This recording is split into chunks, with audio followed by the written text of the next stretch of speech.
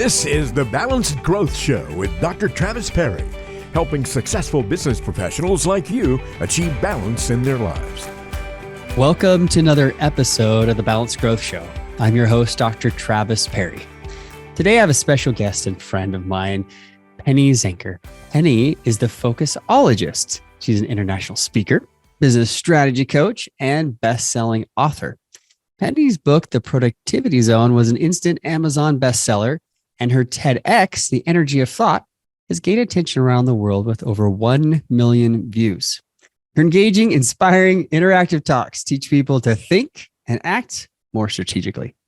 Penny has been featured on NBC News, Forbes, Inc., ESPN, and Wharton Business Radio, among others. And now the Balanced Growth Show. You can put that in your quiver. Look at that. Welcome, Penny, to the show. Hey, Travis, it's great to be here. So good to be with a fellow HPSer. I think that's a thing now. Full disclosure, we were able to catch up and meet at Michael and Amy Port's Heroic Public Speaking event. And man, I just felt such a connection with you on your messaging because it really is very applicable to balance. People need this so much. We're going to dive into it. But first, before we get into some questions and thoughts on how we connect, tell us, how did you become a Focusologist? Focusologist. Well, it's interesting how our lives like bob and weave in different directions, right? So I've had such an interesting, different background. I was in accounting and finance, through college and my first job, but really then I got into technology and I built my own technology company. And, then when I left there, I went to a large market research company. I was thinking, what's the thread that goes through all of this? Especially as I started to come into the coaching world, as I started to coach companies around the world, working for Tony Robbins, and then coming into what's my platform when I was coming on stage. And it became so clear to me in retrospect, looking back, that all of that for me was about finding the thread, finding that focus. So, IT was about how do I focus on the most important things and automate those things that were less important or that could be automated so we could have more thinking time. And when I was coaching, it was always about what's keeping us from spending our time around the things that matter most. What are those strategies that really are going to grow our business and work smarter? So it just, looking back, and I was like, it's all about focus. My lens is about focus. Everything that you look at is probably about balance. You can't help but see the balance in something, right? And I can't help but see the focus in something, or the misfocus, or how we need to shift focus in something. So it's just an interesting development. So I coined the term the Focusologist to make that come to reality. So cool. Yeah. I think we all have how we see the world, our perspective. And I see things in patterns, right? And I see systems. It just shows up naturally for me. And I try to figure things out. I love that you show up and you see, the focus or the lack of focus.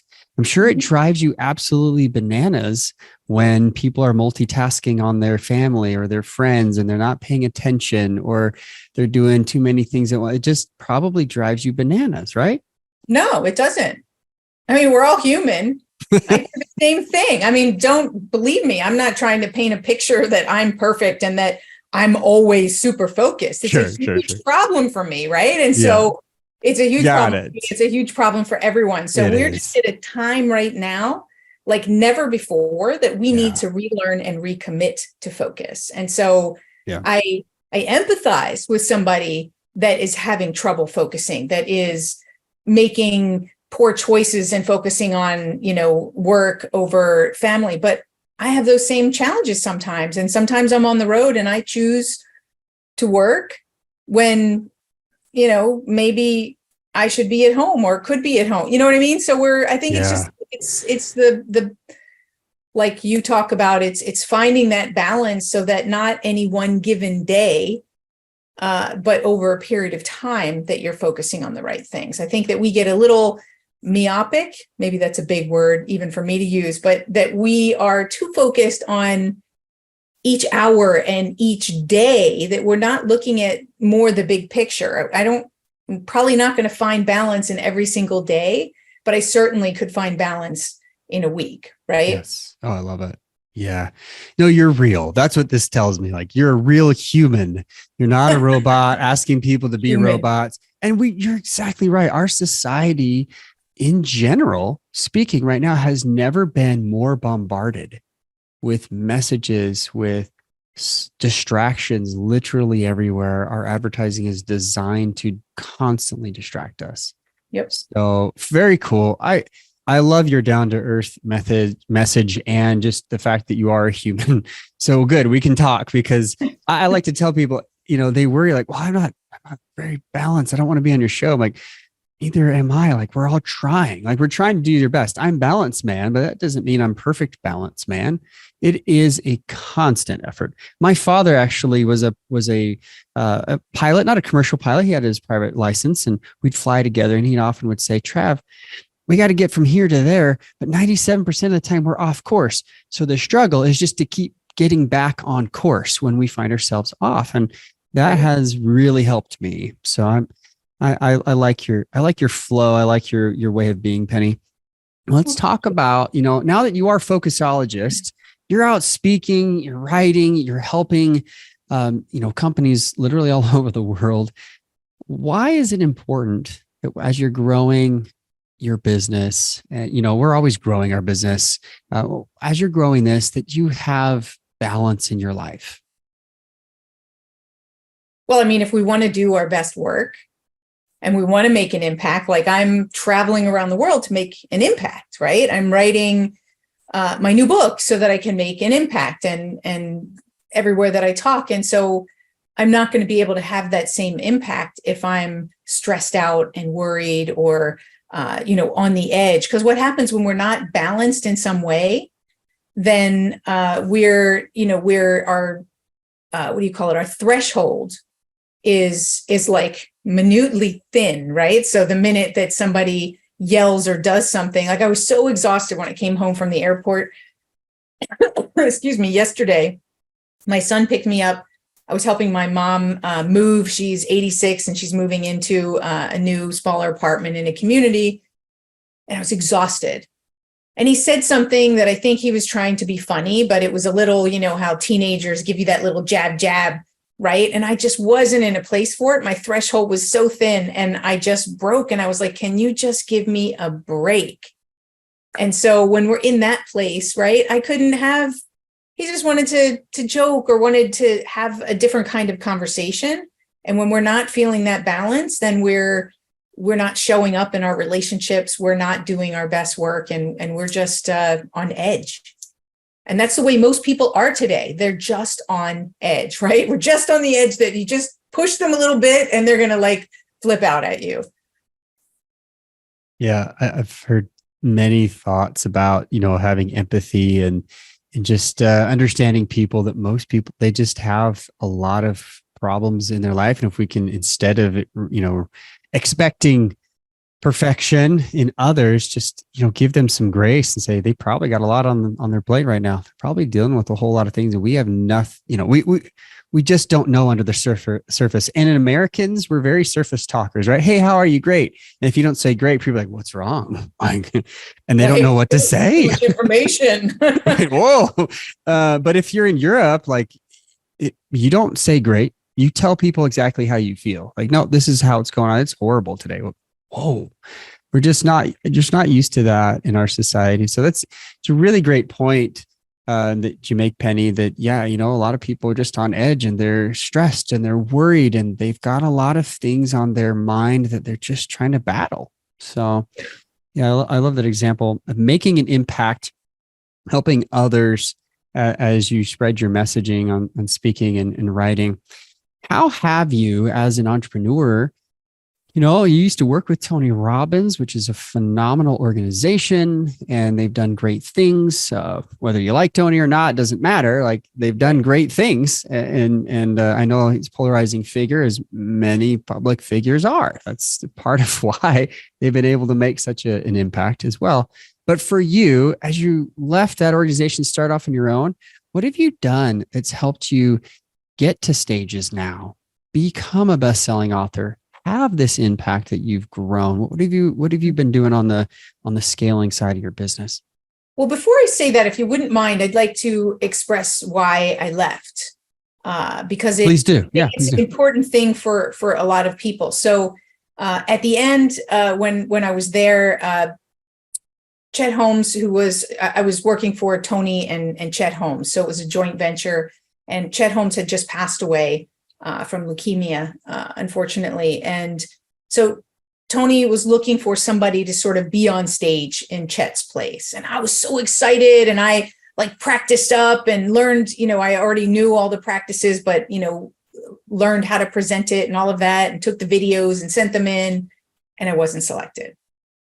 And that was a huge blow, because I was like, I know that I've got something here, that I can do this, that this is something that I am passionate about and want to do.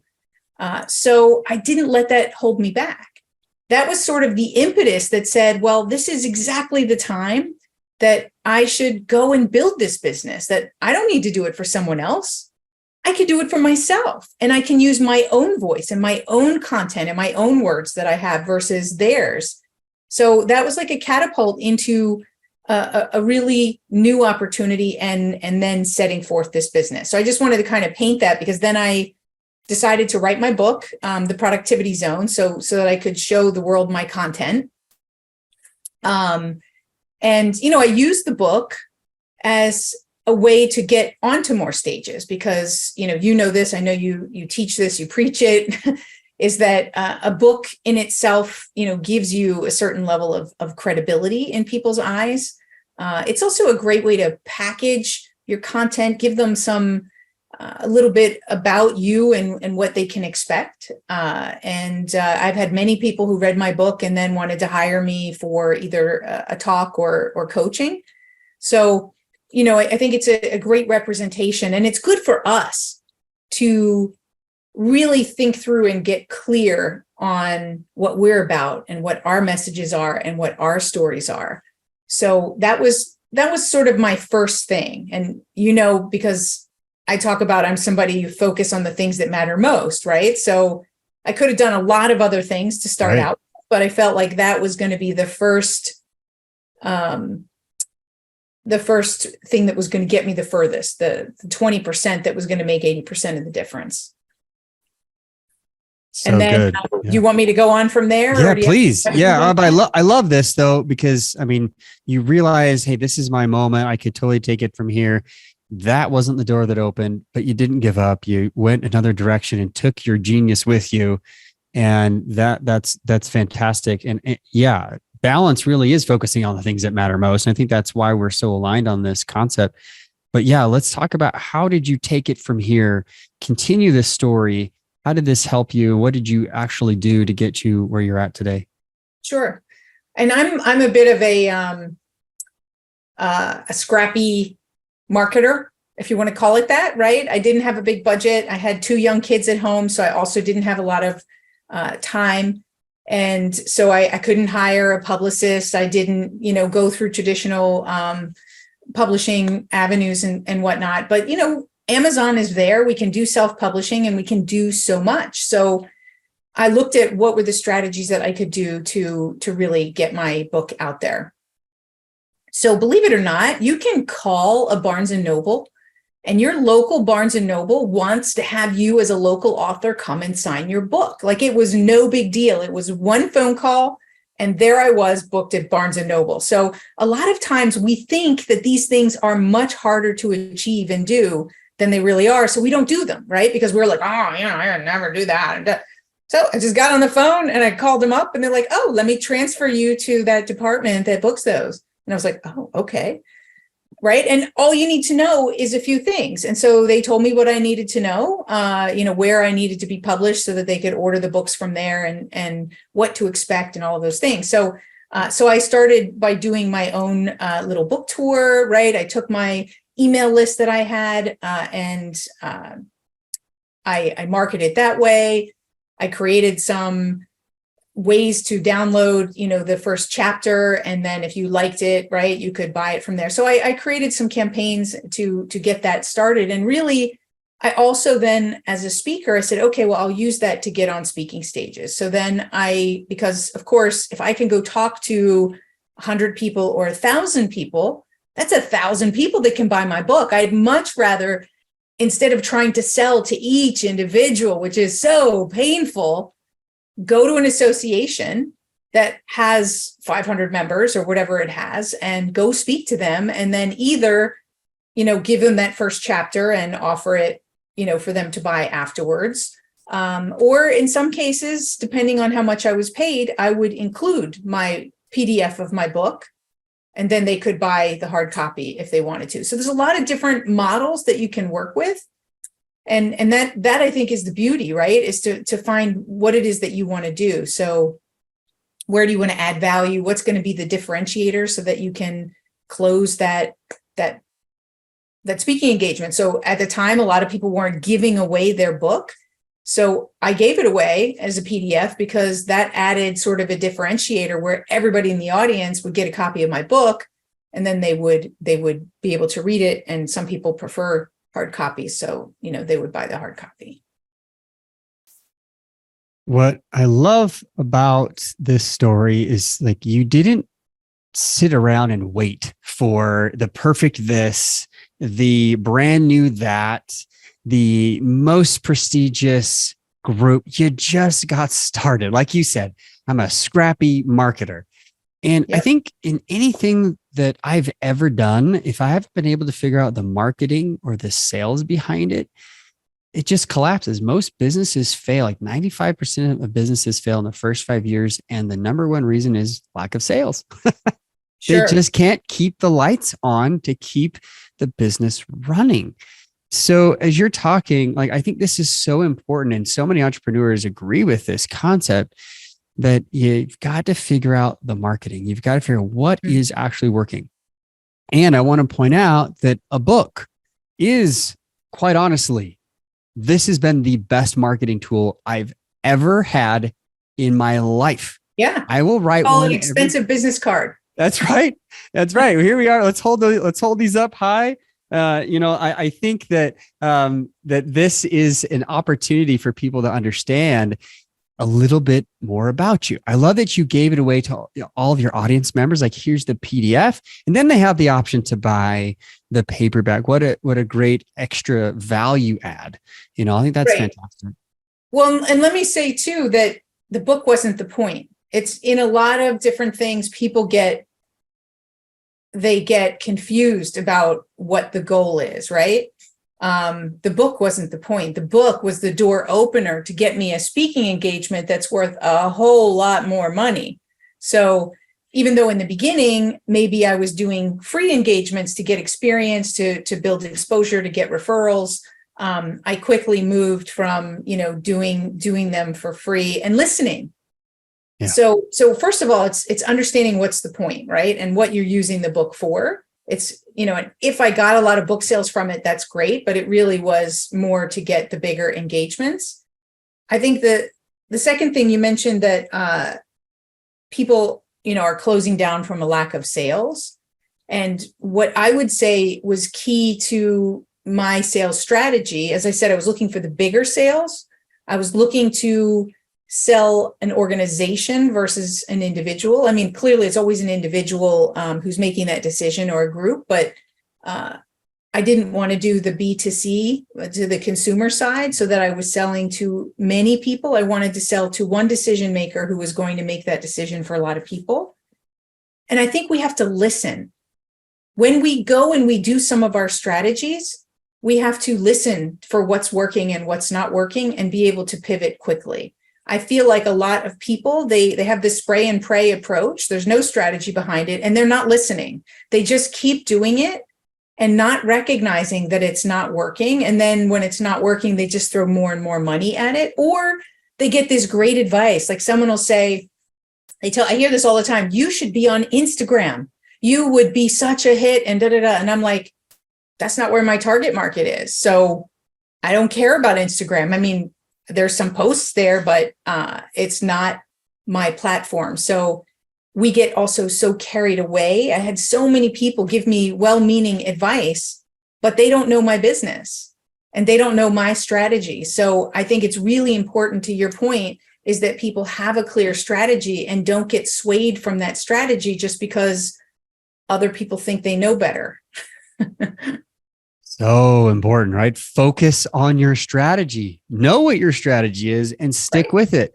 I was listening to something yesterday that just reminded me of a concept that I've heard from Brian Tracy literally 20 years ago.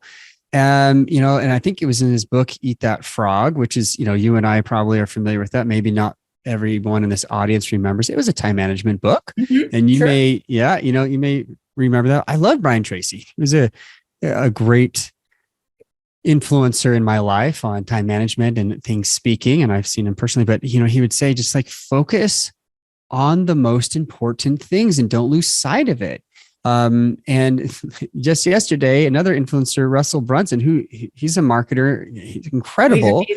He's incredible. But he's like, have you guys ever done something that works for your business and then you stop doing it?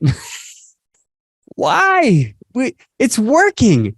But I think you're exactly right on this, Penny. Other people come along and they go, you should. And they start telling you what they think you should be doing with your marketing. But I love that you've held your ground. It's like, no, this is working. Books are getting me booked, and my book gets me booked. And so I resonate with this. If you're an advisor, a business owner, you're a speaker, and you don't have a book and you want to be an influencer, I just could not recommend the outcome, the product. Now we can talk about all the different things you should or shouldn't do.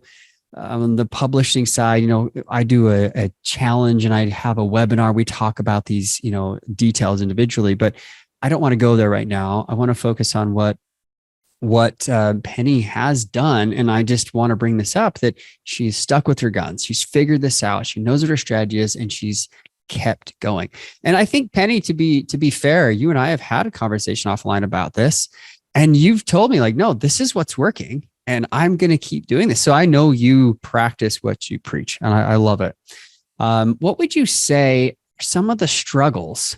You kind of mentioned this, maybe the distraction of other people, but besides other people saying, hey, try this strategy, the other strategy, and losing focus, what are some of the biggest struggles you might have with trying to scale this business of speaking without losing that balance? Is it the travel? Is it the being away from your kids and family? Like, talk to us a little bit about that.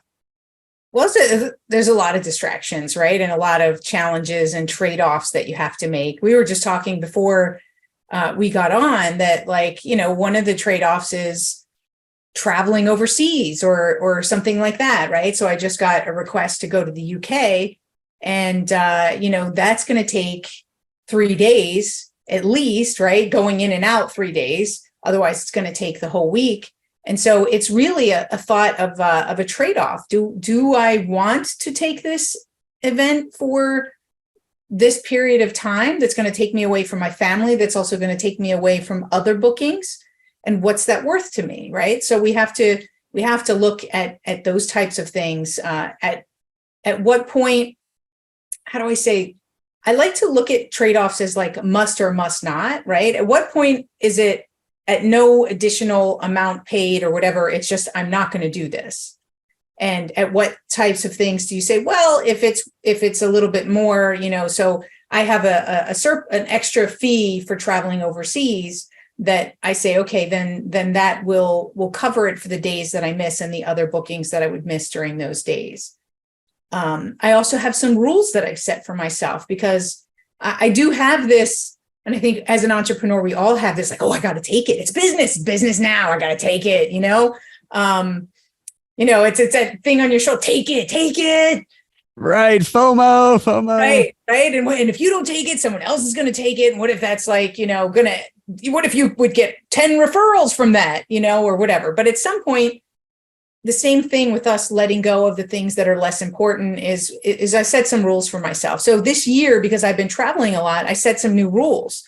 So if it's not a direct flight, then I'm not likely going to take it because it's a lot of extra hassle. It'll be easier for someone else to get there. I make a lot of referrals to other people, as you know, because it's better fit for them, whether it's location fit or it's topic fit.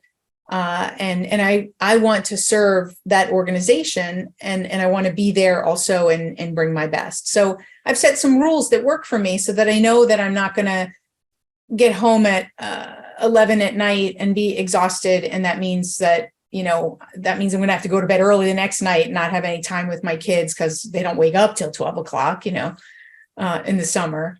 So those are some things. So it's the travel, and time away. Maybe before I mention anything else, is there anything else you want to say to that point?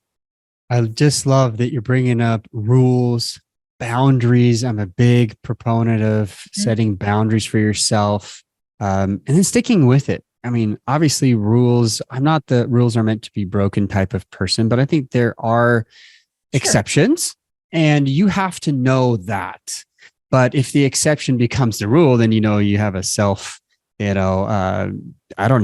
self-deception going on that you're not, you don't have integrity of keeping your own rules and boundaries. I find this is where people lose their balance. They start to slip and they say, it's okay this one time, but they kind of let it go for a period of time. And then before you know, it's a habit and then they're stuck. So I love that you're sticking to it and your body, your flight patterns and man, I'm only taking a direct flight, or if I'm going to be gone overseas, it's extra because of the loss of time. You're exactly right. I tell people, hey, you're not booking me for a speech. You're taking me away from my family for a day or two.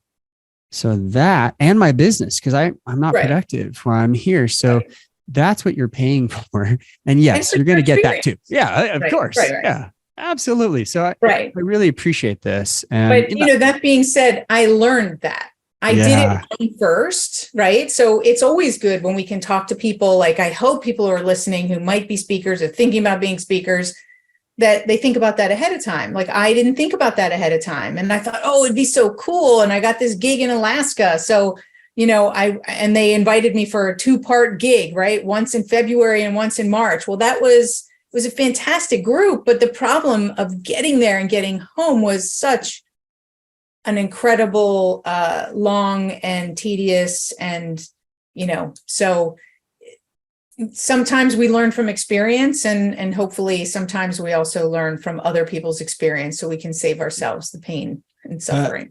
And that's why this show exists. Like, let's be honest here. And I appreciate it because you're bringing down the house, telling us some things that I really don't think people want to glamorize the world of speaking, 5-star hotels, the greatest accommodations. And, unless you've been on the other side, you're going to enjoy those perks once in a while. And not saying that you don't, but there's a lot to it that if you don't have those rules and boundaries and you set them, it can absolutely take over. So really appreciate that. You train from stage, and I know you've done a lot of consulting. You've been there with, big names, Tony Robbins and others, where you're helping people with productivity. You have a book about it. You're an expert. What advice would you give to other entrepreneurs about having great focus and productivity and how that helps them to have better balance in their life? Well, that's a loaded, broad question. So I'm going to do my best. And if you want to hone down, then you can hone down. Yes. So one of the things that I'm talking about now, I think is my biggest piece of advice. And what I learned was my process. It took me a long time to say, well, what is it that I do? And I think it was the pandemic that really got me present to my own practice, because I was like, well, here I am as a public speaker, everything's gone, right? So there's no events going on that are live, and people are still iffy about whether in the beginning, right, whether they were doing virtual, or so they didn't know whether we were coming back or not coming back. So they just held off. So my income went away from one moment to the next. And, then you really have to decide, okay, what do I focus on now? What do I do? And I realized that I have this practice, this reset practice that I do. And here we were in a global reset, and resets come in all shapes and sizes, but this was a doozy for all of us. And some people took that reset, and some people, they really didn't. They just kept moving without really thinking and taking it in. But a reset practice to me is 3 simple steps. And what you do in those steps, right, can then be different. But number 1, I say step back. If you feel overwhelmed and you've got too much on your plate, step back. I always do that. It's my favorite thing to take things off my calendar, because if I'm feeling overwhelmed, then I'm like, okay, what can I move? Because there's only so many things I can do. Or if something is going on with my kids, I just had to move my mom, and I had to get everything off my calendar because that was the most important thing. So step back and kind of take an inventory, see what's going on, what's working, what's not working, what do you need to be doing, what do you not need to be doing, and so forth, right? Different strategies in that. But then step 2 is get some perspective. Am I looking at this too narrowly, and missing the bigger picture and the focus? Do I need some new voices to help ask me new questions? Do I need to look at this from another angle and find another way of approaching it, right? Sometimes we keep trying to open a locked door. I heard that quote today from James Clear. I'll give him credit for it, because I did see that in his newsletter. That's a really clever thing, because we tend to just do the thing that's in front of us and keep doing it and keep knocking our head on the wall. Where could we step back and get that perspective? And then lastly, just to realign around that thing that's most important, around the activity that's going to give us the greatest bang for the buck, right? That's going to create the impact. And I realize that I do this all the time. I do it several times a day. I do it in different contexts. I do it in my relationships. I do it, in critical communication. I do it in my sales. I do it in my marketing. And I've come to call these reset moments.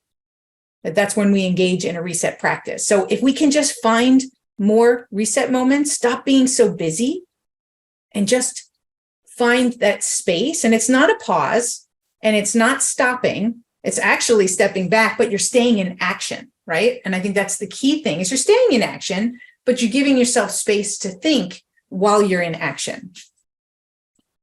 This is why I wanted to have you on the show. I mean, I love the idea of reset moments and being able to just stop and being able to, reset, as you were talking about, have a different perspective, take it all in. It's so incredibly important. In fact, I'm looking at my own book, Achieving Balance. We talk about resetting all of your time. And I also was listening to another book called The Fourth Turning. I don't mean to put you on the spot, Penny, but have you heard of The Fourth Turning? No, I haven't. It's a fantastic book. I just thought about it because yesterday I was listening to it, and we, for the last 2 or 3 centuries, have been measuring time very linearly. Right? And it gives us no pause. It gives us no built-in times to reset. But before the modern era, all civilizations measured time cyclically. And there were built-in times that society reset as a whole. And while we're measuring time literally, we're still seeing these resets. And you brought one up. One of the biggest resets, the pandemic. The Great Recession was a reset financially. There's all these things. And so I don't want to blow our collective minds on this, but if you want your mind blown, that is a great book. Definitely want to mention that. Well, and in a way, just to jump in for one quick second, please. We have New Year's resolutions is meant to be every year. It is in that cyclical nature to reset. But the problem is that we don't follow through with the whole practice.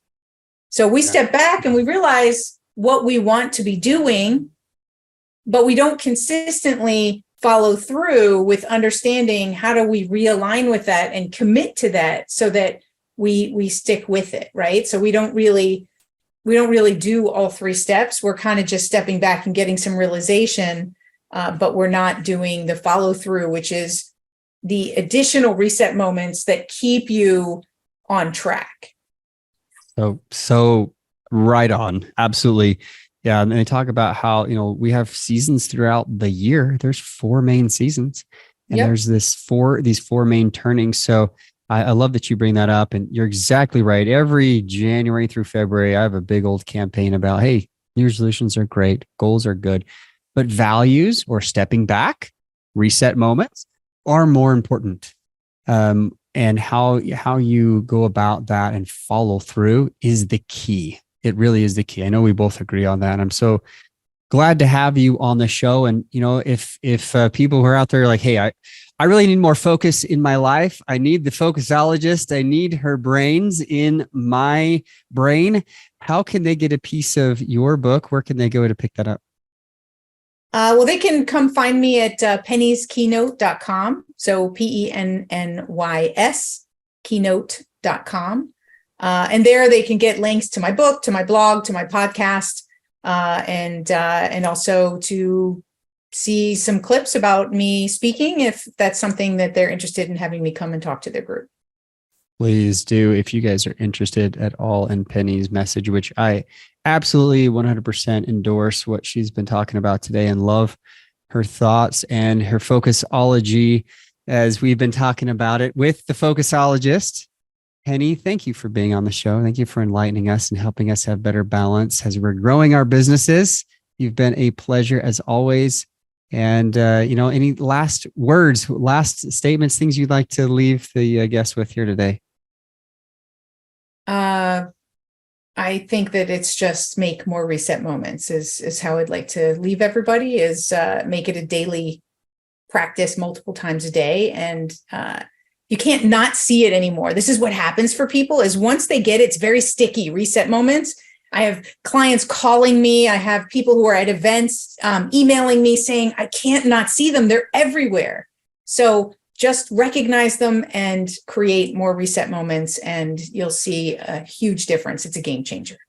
Lovely. Thank you. You're a Thanks beautiful person. Thank you for sharing your wisdom, your knowledge, for being on the show. And until next time, everyone, remember, like, share, subscribe. Let's get these messages out from these incredible guests to the world as we move forward to help you with your balance. And remember, until next time, live life on purpose.